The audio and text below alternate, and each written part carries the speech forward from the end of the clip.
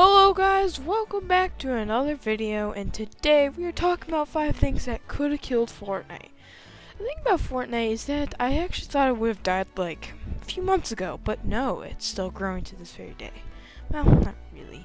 There are people obviously quitting, but there have been a few things in the past that have happened that made me think and believe, and many others think that Fortnite was dying, or in other words, not even a good game anymore. And these might be just events or like challenges or something. Anyway, let's get started. Before I get started, let's make sure to leave 5 likes, and before we get started, make sure to leave a like and subscribe to my channel. And yes, let's get started. All these are listed from worst to best, and number 5 is the worst. So number 5 is not nerfing the pump. So first off, the pump was a really frustrating thing, and especially in season 3. But the reason why it's the lowest was because it was one of those guns where you loved using it because you used it and you get one-hit kills, you'd be happy. And then you had, those people who would hit you too all the time too. So it's frustrating because you'd get killed all the time by one hit. Then you'd kill people with one-hit kill, and it would be satisfying for you. So it was one of those things that's like, it wasn't the biggest deal, but it really needed to be fixed. Because I would land tilted, I remember, and I'd literally be here, and I would just walk through a door, and this guy would be waiting behind the other side and just pump me in the face. Like, why? Now obviously Epic Games really did nerf the shotguns, so there's not really any issues. Number 4 on the list is team killing. If you actually remember this, especially younger kids who had mics, yeah, good luck. Basically, there's a lot of YouTube videos right now. You could probably search it up online. Just trollers going on with random duos and getting with kids, and then just killing them, like a bunch of kids. Or they would just like kill them and then try to revive them, and then they would purposely they make a big stink out of reviving. Basically, what I'm saying here is just that team killing was a huge problem, and if they didn't stop it, I think a lot of people would have been frustrated. Now obviously there's still methods on how to kill your team, but for the most part there's no just, let's accidentally shoot someone with a gun or purposely do it. The other thing really came down to is if you're playing with friends and you got in the way, like, yeah, it's no way to be knocked out, and it made a lot of people get raged at the game, so it really needed to be solved. Obviously I didn't play teams at the time, so I really didn't care. Anyway, number 3, adding the jetpack. Now, I know it's a limited time one, but I felt like it was like 2 months. I mean, obviously I'm exaggerating, but it felt like it was a lot of time before this was added. And the problem came down to is that you could take fall damage, you can fly, and yeah. Basically, what I'm saying, the problems with those 2 things is just simply the fact that if you can fly in a battle, well, then you really can't outbuild a builder. I mean, you can easily, especially if you're flying, like, you can easily just get the height advantage and then just build, like, off a cliff or something.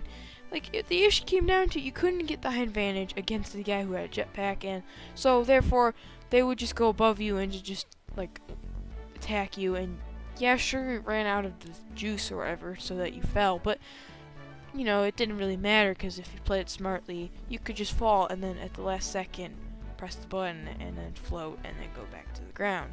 Therefore, you didn't even take fall damage. So basically what I'm saying is that, like, it was just too overpowered because, well, you get the point. You didn't take fall damage, and you literally didn't even have to build to get the height advantage.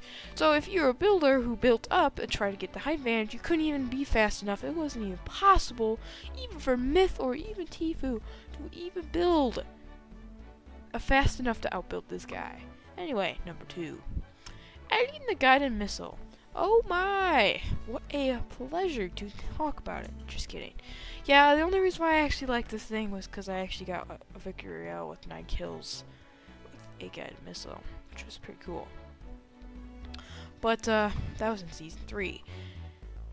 That was 2 seasons ago. Anyway, so basically what I'm trying to say here is just that I like it, but that's the only reason why I even liked it. It was super hard, especially because of the fact that at the time, building was pretty new. Well, not new, but like it wasn't really a thing, where it wasn't like people would get in build battles all the time. It's most people didn't really build often. You know, people weren't quick either, so it was kind of just complicated. So what would happen is you shoot this thing, and yeah, you could destroy a wall if they would replace it. Yeah, okay, that's usual.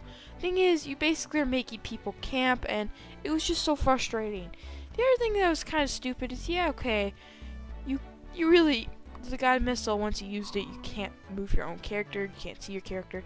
But the reality is, if you had a team, your team just could protect you, and plus you could just hide in a building, and because the missile had such a long time you can control it, it was super overpowered. The other thing is, you literally could kill people from really far away from you, and they wouldn't even know where you were. That's how stupid it was. Like, it was just too overpowered, and I felt like whenever I heard one, I would freak out, and especially when I was in Retail Row or like Pleasant or something like that, I would just freak out and camp.